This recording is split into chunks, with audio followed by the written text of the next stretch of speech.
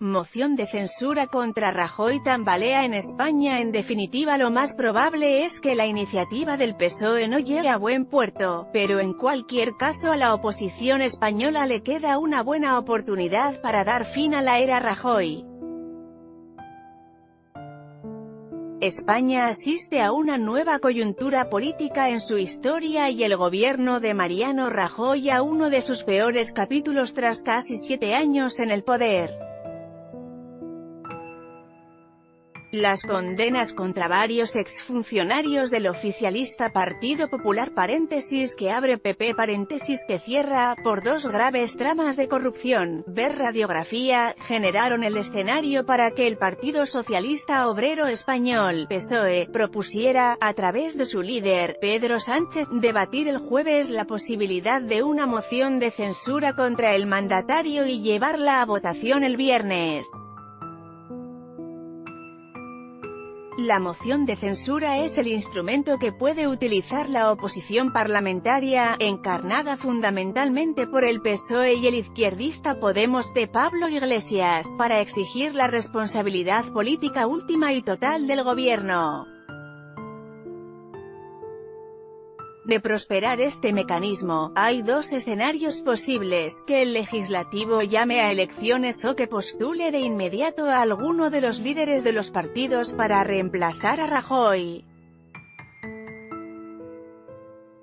Ciudadanos, bancada joven y liberal liderada por Albert Rivera, ubicada en la centroderecha y hasta ahora parte de una tímida coalición de gobierno con el PP, pasó oficialmente a la oposición, al romper ayer con el pacto de investidura que le permitió gobernar a Rajoy desde agosto de 2016.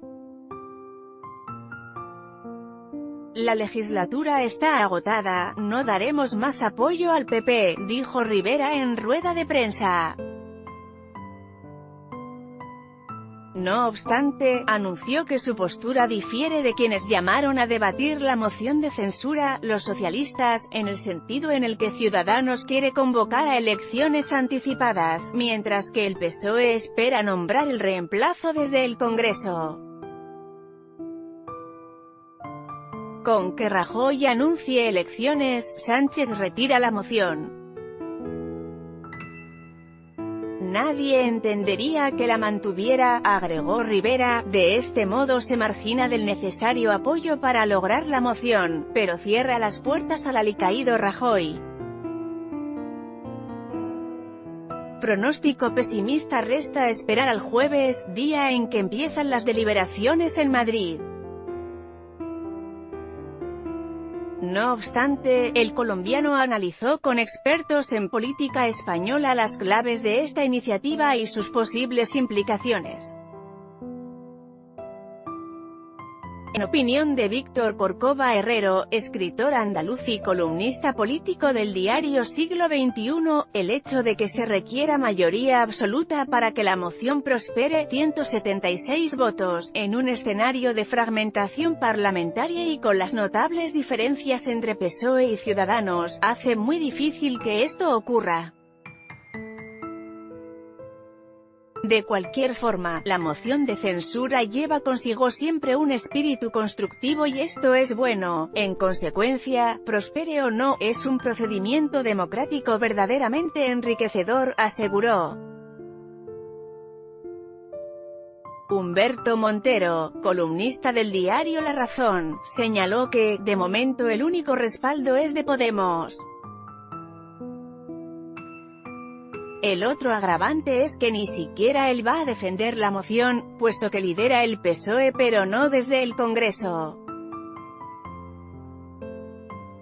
Me extrañaría que la líder de la bancada socialista, Margarita Robles, que no es gran oradora, convenza a Ciudadanos.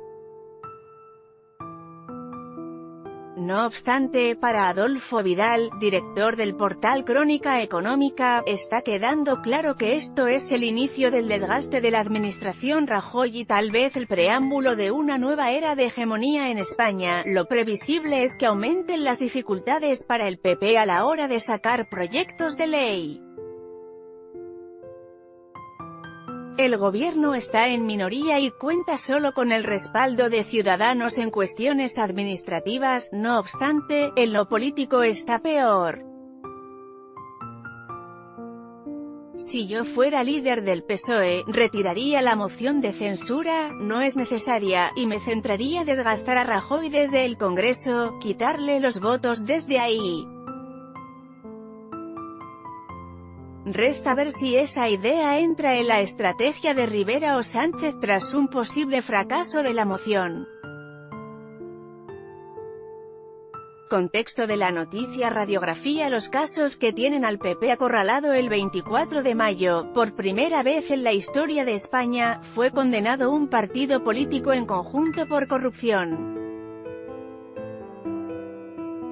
El Partido Popular deberá pagar una multa de 245.492 euros al considerarse probado un entramado de empresas del PP que se veían beneficiadas, inflando los precios a las distintas administraciones para obtener dinero ilícito a costa del erario público. Desde la década de los 90, a este se le denominó caso Gürtel.